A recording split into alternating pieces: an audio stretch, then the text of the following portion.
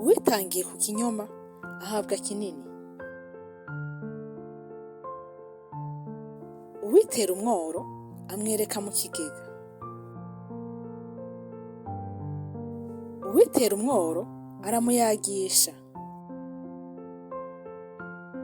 Uw'ivyago vyanamukiyeko, ivyatsi ntibimubisa mu nzira. Uwutigura inshuti yamara intamagiro. Uwitonze amira ibinoze. Uwizigiye ntiyiziguruka.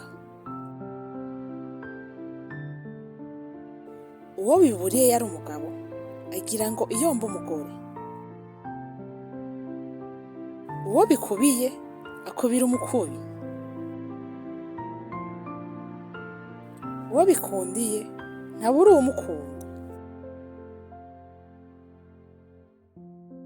Uwo bikundiye ntabura uwo vyankana.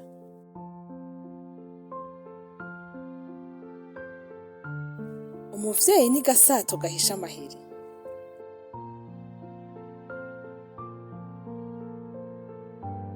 Umuvyeyi ntatwenga uwundi aba yibagiye. Umuvyeyi ntawumukurako umwana wiwe atarahaga.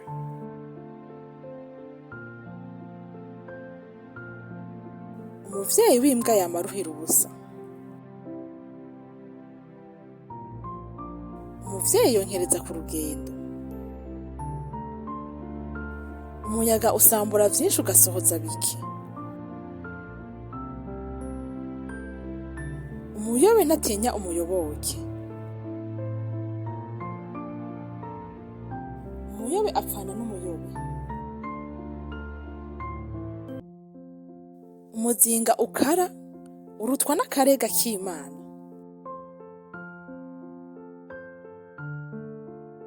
Umuzimu urira ku muzima.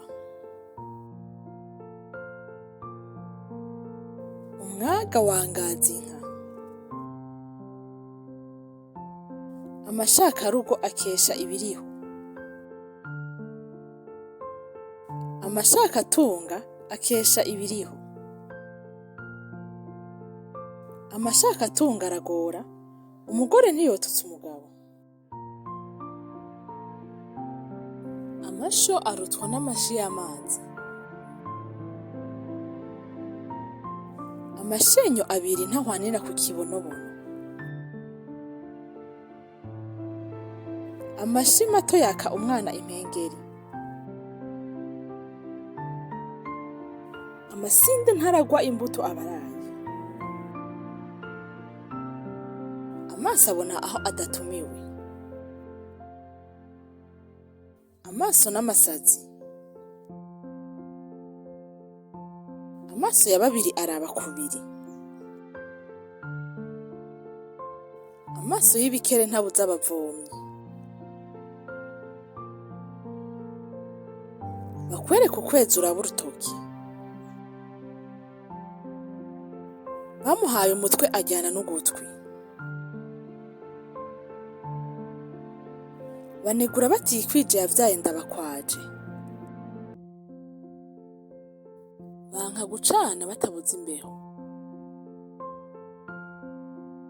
Bapfana iki barutwa n'ico bamaraniye. Baracambagana yaguye mu ziko. Bararuhiga yakojeje umududo amarara. Barenga yabo bavuga y'uwundi. Baribagira yagiye ku mbuga ya Baribuka.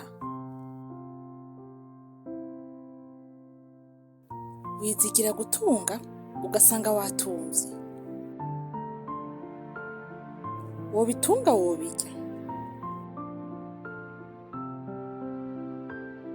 Wobona wiha ntiwohabwa.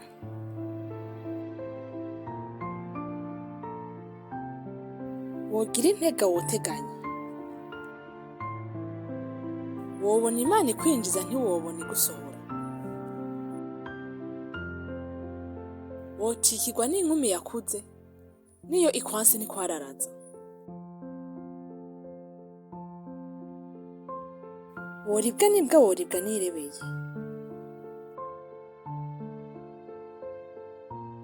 worya wohangira, wotana n'umwana atagutuka akaguturira,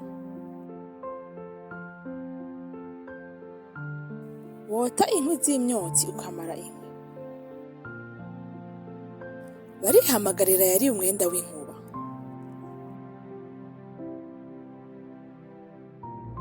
Bararusambira yishwe n'inkondo y'umwumbati. Barendegere yugururiye ingwe.